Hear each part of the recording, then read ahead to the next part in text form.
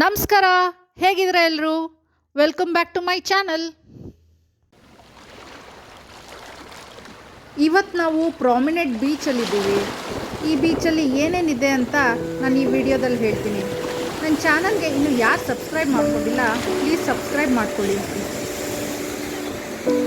ಪಾಂಡಿಚೇರಿಯಲ್ಲಿರೋ prominent beach famous ಇರೋದು Sunrise ಹಾಗೂ ಸನ್ಸೆಟ್ಗೆ.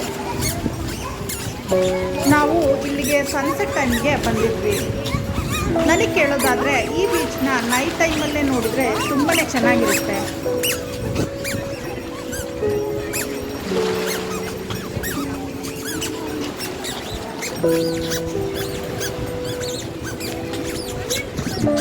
Prominent beach ಪಕ್ಕ ಈ ಥರ ರೋಡ್ ಇದೆ. ಅಲ್ಲಿ ವೆಹಿಕಲ್ಸ್ಗೆ ಅಲೋ ಇಲ್ಲ. ನಾವು ಬೀಚ್ ಪಕ್ಕ ನಡ್ಕೊಂಡು ಹೋಗ್ಬೋದು.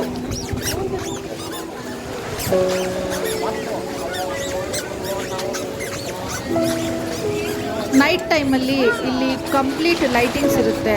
ಸೊ ನಡ್ಕೊಂಡು ಹೋಗೋಕ್ಕೆ ತುಂಬಾ ಖುಷಿ ಆಗುತ್ತೆ.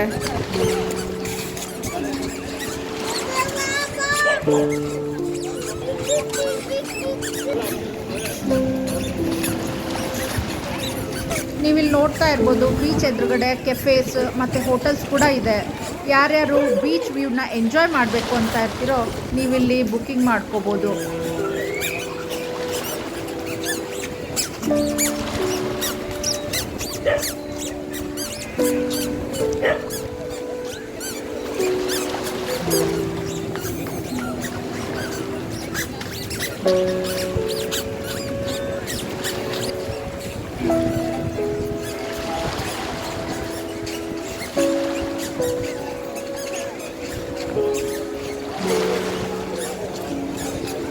ಇಲ್ಲಿ ಡೆಕೋರೇಟಿವ್ ಐಟಮ್ಸು ಮತ್ತು ಲೈಟೆಡ್ ಕ್ರೌನ್ಸು ಎಲ್ಲ ಮಾರ್ತಾ ಇರ್ತಾರೆ.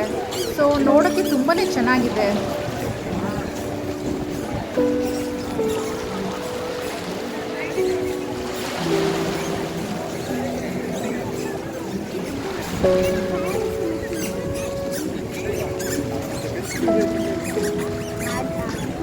ನಾವಲ್ಲಿ ಸ್ಟ್ರೀಟಲ್ಲಿ ಹೋಗ್ತಾ ಇದ್ದೀವಲ್ಲ, ಅದು ಎಲ್ಲಿ ಎಂಡ್ ಆಗುತ್ತೆ ಅಂತ ನನಗಂತೂ ಗೊತ್ತಿಲ್ಲ.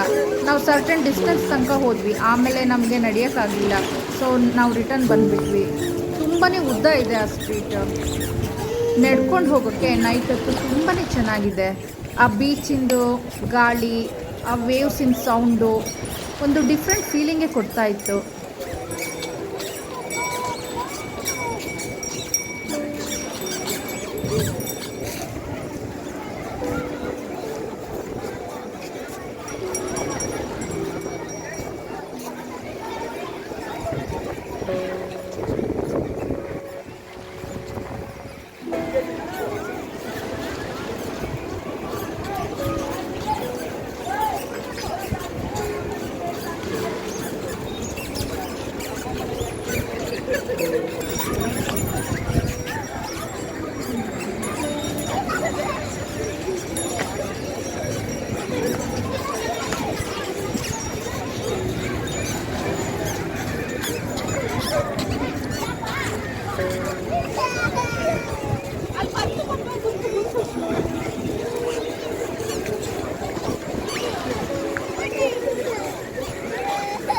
ಇದೇ ಪಾಂಡಿಚೇರಿದ old light house.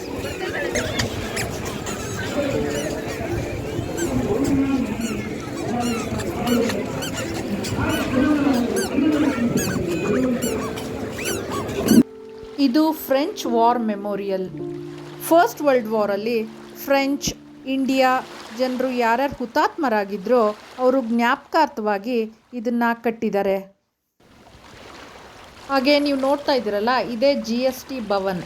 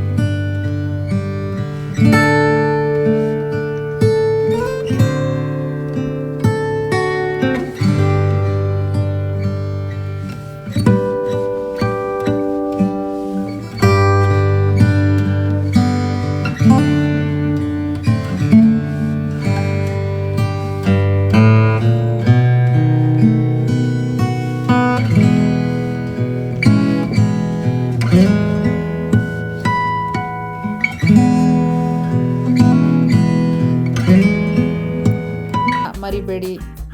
Thank you. Bye.